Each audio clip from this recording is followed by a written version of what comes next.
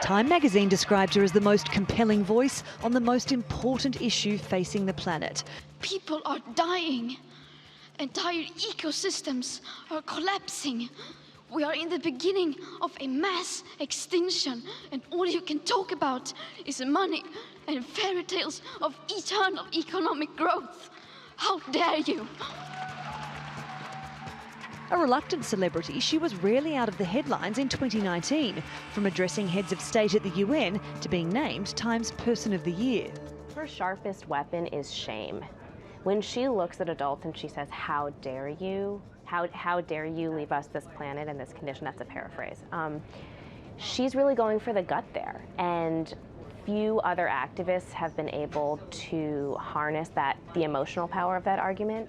But even Greta says she worries that politicians are only pretending to listen to her.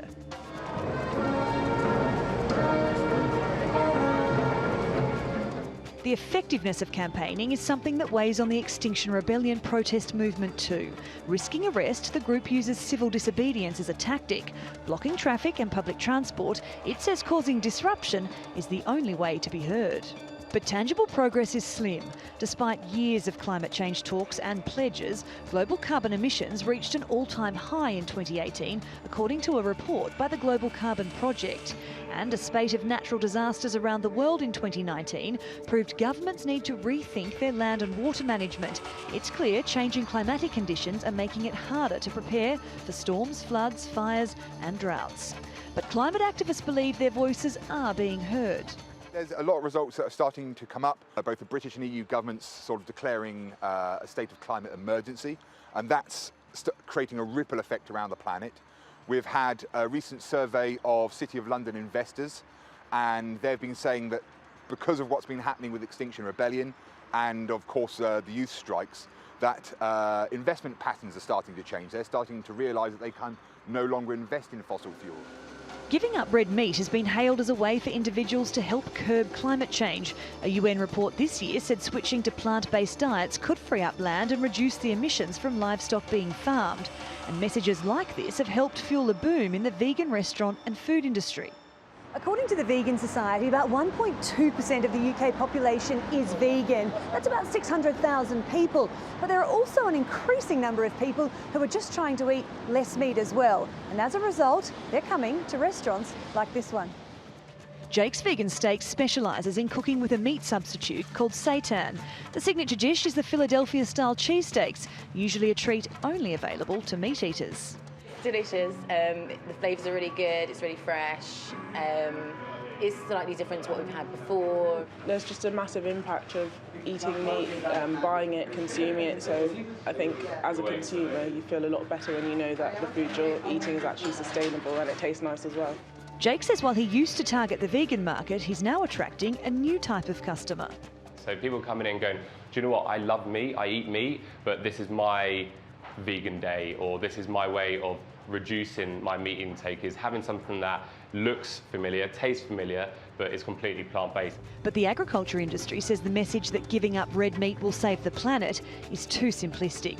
Livestock accounts for just 5% of British greenhouse gases, and the carbon footprint of UK beef production is 2.5 times lower than the global average. Climate change and greenhouse gases don't obey political boundaries. So actually one of the things I think the whole world needs to face up to is basing its production in the best places possible. So I actually see opportunities for British agriculture because we're efficient, because we're able to grow grass so well in our maritime climate. I actually see us going forward producing a greater proportion of the world's meat in this country in a sustainable system as opposed to elsewhere where it's less sustainable. But like Greta Thunberg, the UK Farmers Union agrees climate change is the single biggest issue facing society. It believes it should be the top priority for governments globally. And while these protest groups may have made a lot of noise in 2019, their message is they'll make more in 2020. Sarah Morice, TRT World, London. Well, for more on this, Sven Harmeling joins us now from Bonn, Germany. He's the Global Policy Lead on Climate Change for CARE.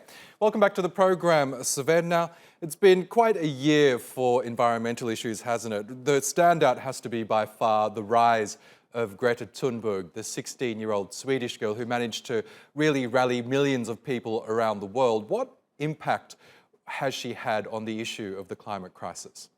Well, I really think what we've seen this year has been an unprecedented level of mass mobilization in many countries. And of course, the youth and in particular Greta Thunberg has played a central role in that. I've seen it in Germany, I've seen it in Europe and many other countries. And I think what this movement helped to do is basically make clear on one hand, climate change is much more than an environmental issue, but it basically gets into all situations of societies. It's a business issue, it's an economic issue, it's a development issue. Many poor countries are affected. And it really showed that we now really run out of time and we need to get basically turn the ship around. And this year, 2020 now really has to become the year of climate action, where 2019 maybe was the year of climate mobilization. Why do you think it took a 16-year-old like Greta, did she manage to achieve what many scientists, activists have been trying to do for decades, really? Well, I think it's fair to say it's been a bit of a continuum in the way that also over the last 10 years, there were different moments in time where we had a lot of political mobilization, like the Paris Climate Summit in 2015, and even public mobilization, but not at the same scale. And I think what really Greta managed to do is to carry this narrative and this message. Politicians, you have agreed on the Paris Agreement, and now it's time to deliver, and you're not delivering. And my future and the future of many young people is at risk. And I think she was able to convey this narrative and the urgency and demands in a way that maybe, let's say, us adults haven't been able to do in the last year with the same compelling narrative. And many young people, let's say, came on board and realized, yeah, this is the fight of our lives, and we need to demand adults to take action. We know Greta Thunberg has attracted praise from various world leaders, environmentalists, as well as activists and celebrities for that matter. But do you think governments and businesses, which are really key in helping to solve the climate crisis, do you think they'll take her words seriously?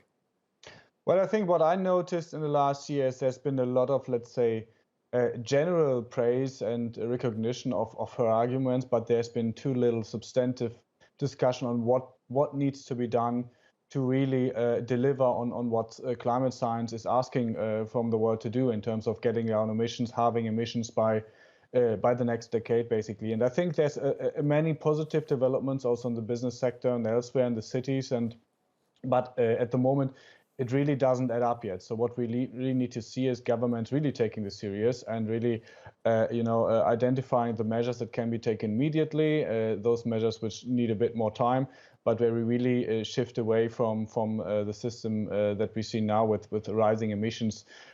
Still, governments are putting billions of US dollars into subsidizing fossil fuels with a lot of negative side effects, for example, still spending too little on making communities resilient. I think this really has to change now. So in the summary, I think there's a lot of praise and recognition of her arguments, but on substance, we're not yet seeing the actions that are required. Okay, Sven Harmeling, it's been a real pleasure speaking with you about these issues this year. Look forward to our chats in 2020 here on Money Talks. Thank you.